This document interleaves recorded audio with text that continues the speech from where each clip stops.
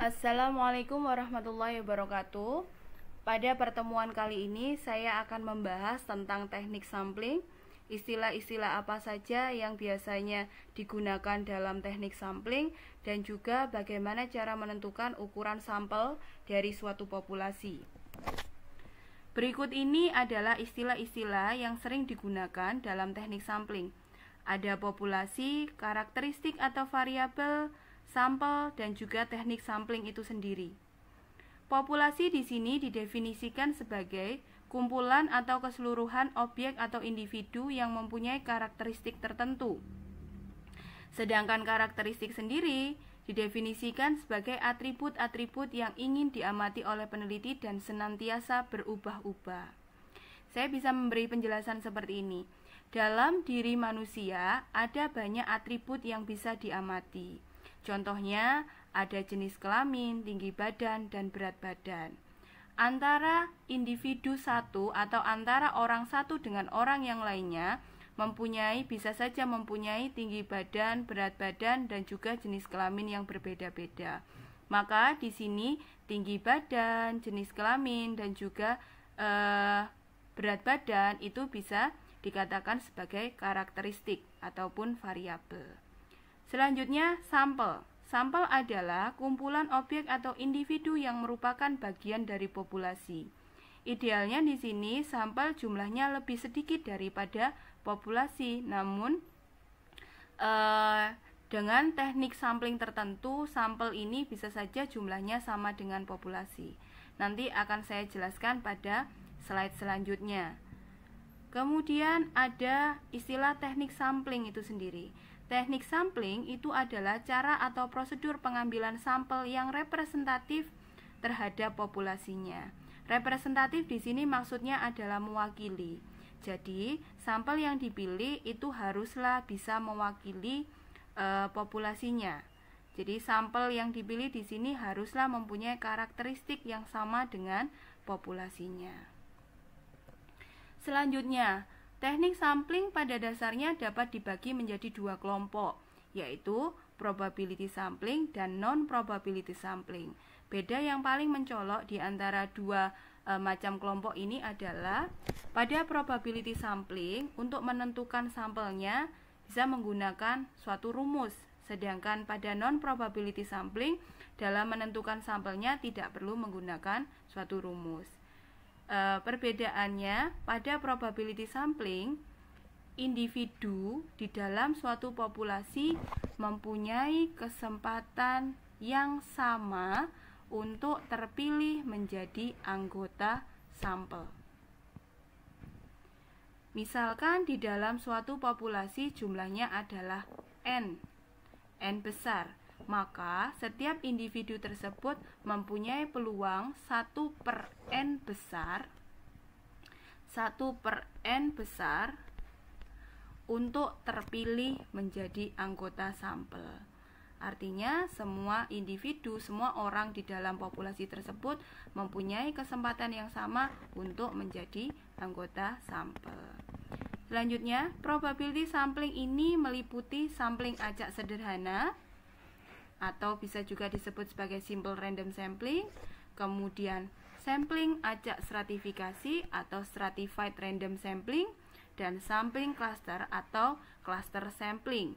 Untuk penjelasan lebih detailnya akan dijelaskan oleh temannya pada presentasi di perkuliahan selanjutnya. Yang kedua adalah non-probability sampling. Kalau non-probability sampling, setiap individu tidak mempunyai kesempatan yang sama untuk terpilih menjadi anggota sampel. Jadi dalam menentukan sampel ada prosedur tertentu yang harus dilewati. Non-probability sampling ini meliputi sampling sistematis, sampling kuota, sampling aksidental, sampling jenuh, sampling bola salju atau snowball sampling. Sampling sistematis di sini teknik penentuan sampelnya berdasarkan urutan dari anggota populasi yang telah diberi nomor urut.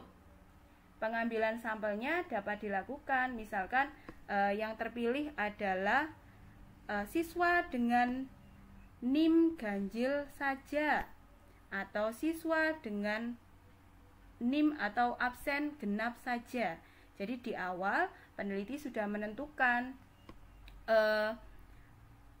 siapa yang terpilih menjadi anggota sampel, atau yang misalkan yang terpilih adalah siswa dengan nomor absen kelipatan ganjil atau kelipatan genap dan seterusnya.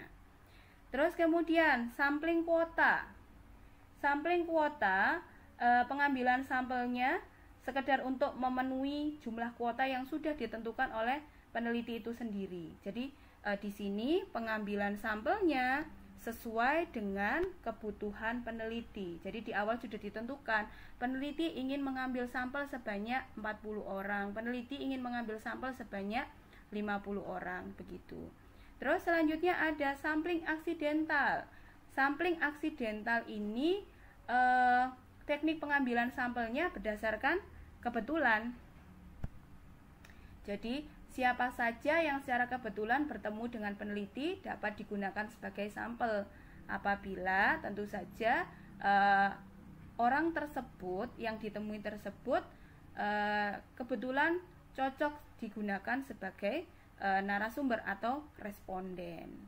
Terus ada sampling jenuh. Ini tadi yang saya jelaskan. Jumlah sampelnya sama dengan populasi. Jadi sampling jenuh ini dilakukan apabila jumlah populasinya relatif kecil. Jumlahnya kurang dari 30 orang. Jadi apabila di dalam suatu kasus jumlah populasinya hanya ada 30 misalkan atau 29 misalkan, maka sebaiknya diambil semua dan teknik samplingnya disebut sebagai sampling jenuh. Kemudian selanjutnya ada sampling bola salju atau snowball sampling. Jadi di sini pengambilan sampelnya itu bisa diibaratkan sebagai bola salju yang menggelinding, tambah lama tambah besar bolanya. Jadi pertama-tama peneliti memilih 1 atau 2 orang dulu sebagai narasumber. Tetapi karena dari 1-2 orang tersebut dirasa informasinya kurang lengkap atau datanya kurang lengkap, maka peneliti mengambil 1 orang lagi atau 2 orang lagi, dan lama-lama jumlah narasumber yang diambil tambah lama semakin besar, dan itu seperti diibaratkan seperti bola salju yang menggelinding, yang tambah lama semakin bertambah besar. Terus ini adalah rumus penarikan sampel yang saya ambil dari bukunya William Cochrane, atau selanjutnya bisa disebut sebagai rumus Cochrane. Dan ini adalah rumusnya. Untuk menentukan N kecil di sini adalah sampel. Jadi mulai saat ini silahkan dibiasakan untuk membedakan penulisan antara N kecil dengan N besar. Kalau N kecil itu adalah simbol dari jumlah sampel, sedangkan N besar itu adalah simbol dari jumlah populasi. Jadi ini adalah rumus untuk menentukan sampel. Disimbolkan depannya, dicari adalah N kecil. Untuk menentukan N kecil kita harus mencari N0-nya terlebih dahulu. N0 itu bisa didapatkan dengan rumus T kuadrat dikalikan PQ dibagi D kuadrat. T itu adalah nilai Z alfa per 2 pada tabel normal standar. Untuk mencari T itu biasanya digunakan tabel normal standar. Namun di sini sudah saya sediakan apabila dalam soal ditentukan alfanya adalah atau tingkat kesalahannya adalah 0,05, maka T-nya tulislah sebesar 1,96. Dan apabila di dalam soal ditentukan alfanya adalah 0,01, maka tulis saja T-nya adalah 2,57. Alfa di sini adalah, ini bacanya alfa. Alfa di sini adalah tingkat kesalahan. Kalau dalam suatu penelitian antara alfa 0,05 dengan alfa 0,01 lebih baik yang mana? Tentu saja lebih baik yang 0,01. Kalau 0,05 artinya tingkat kesalahan dalam penelitian tersebut adalah 5%. Sedangkan alfa 0,01 artinya tingkat kesalahan pada penelitian tersebut adalah 1%. Kenapa lebih baik 1%? Artinya bahwa kalau kita memilih 1%, maka tingkat kebenaran dari penelitian tersebut adalah 99%. Dan apabila kita memilih 5%, maka tingkat kebenarannya adalah 95%. Maka lebih tinggi tingkat kebenaran alfa 0,01 dibandingkan 0,05.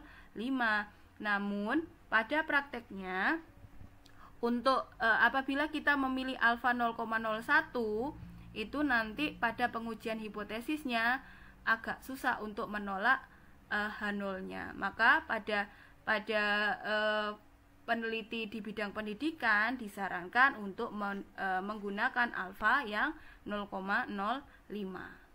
Terus selanjutnya di sini ada P dan Q. P itu adalah prosentase H0 yang dinyatakan dalam peluang sebesar 0,5. Bukan 0,05 ya, tetapi 0,5. Sedangkan Q adalah prosentase H1 yang dinyatakan dalam peluang sebesar 1 min 0,5. Hasilnya adalah 0,5. Jadi Q ini adalah 1 min P. Kalau kita menuliskan dalam perhitungan, langsung saja ditulis P-nya adalah 0,5 dan Q-nya adalah 0,5. Didapatkan dari 1 min P. Lalu D di sini adalah tingkat ketelitian yang diinginkan. Tingkat ketelitian ini sama dengan tingkat kesalahan. Jadi D ini sama dengan alfa. Kalau di awal sudah ditentukan alfanya adalah 0,05, maka tulis saja D-nya adalah 0,05. Kalau di awal sudah ditentukan alfanya adalah 0,01, maka tulis saja D-nya adalah 0,01 gitu. Selanjutnya, ini ada contoh soal untuk memudahkan kita mengaplikasikan rumus penarikan sampel dengan rumus Cochrane. Oke, pertanyaannya adalah berapakah jumlah sampel N kecil 1, N kecil 2, N kecil 3 untuk masing-masing data siswa MTS berikut agar proporsional dengan alfa 0,05.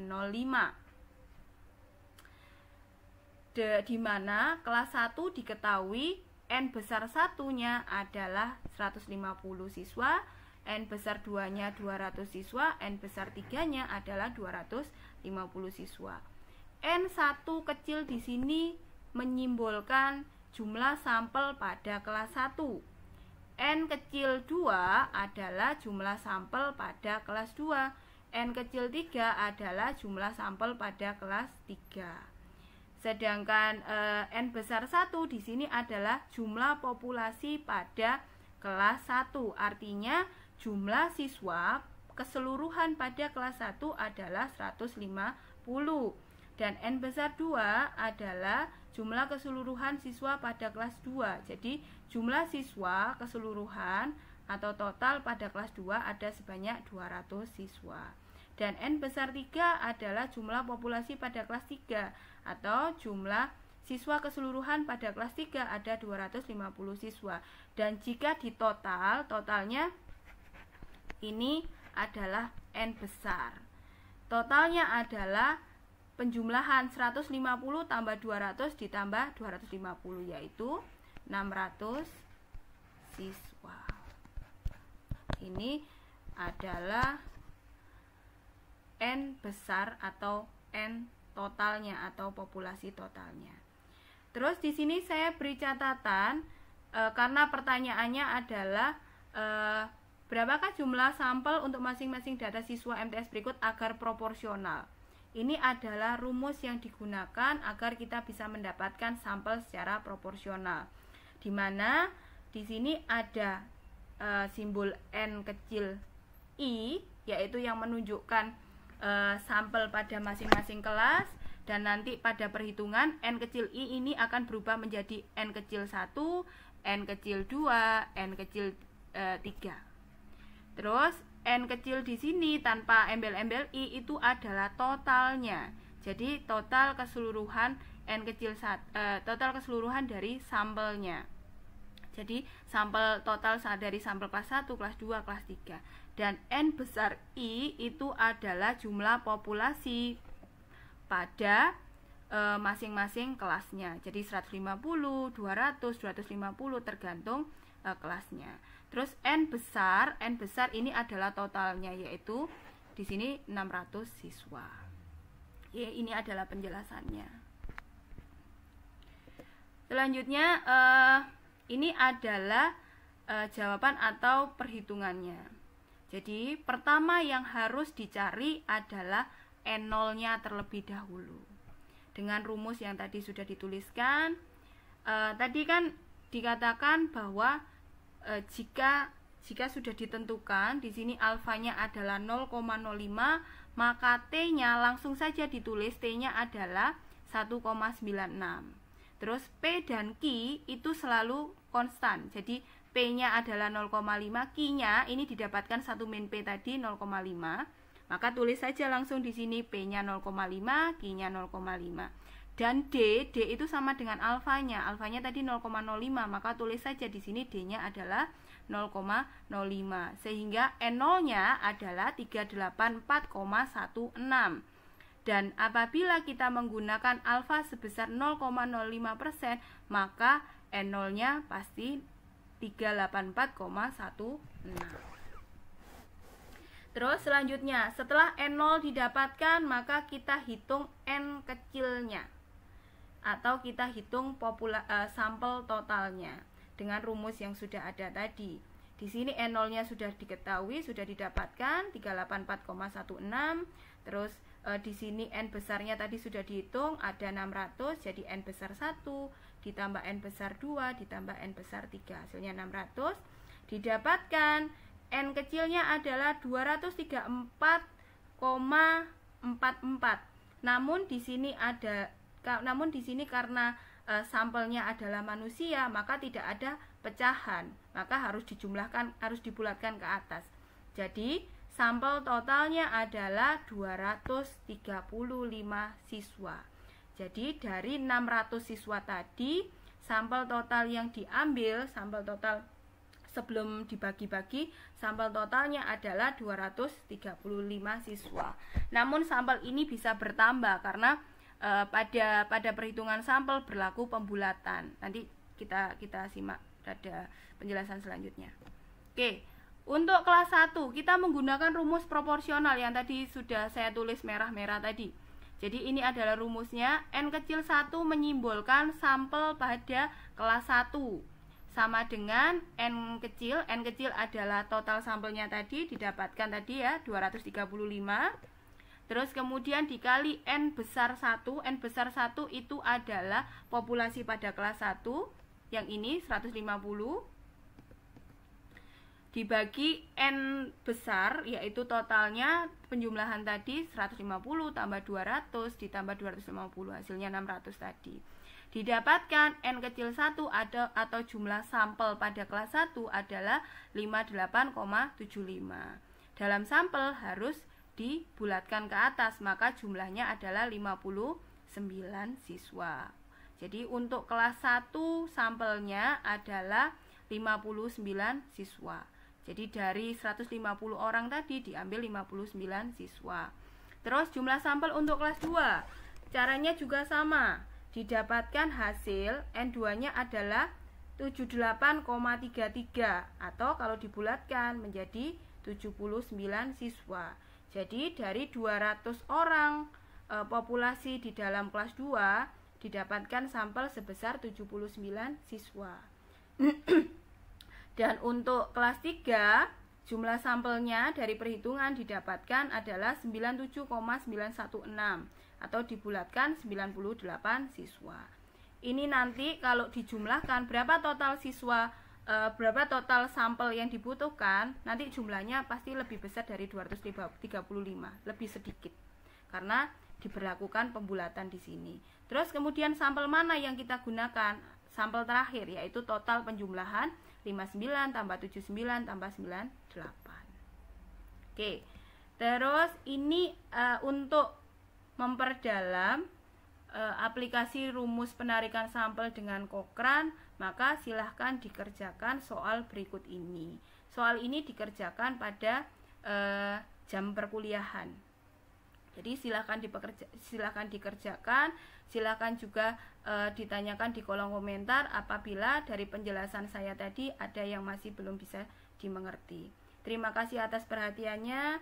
Saya akhiri, wassalamualaikum warahmatullahi wabarakatuh.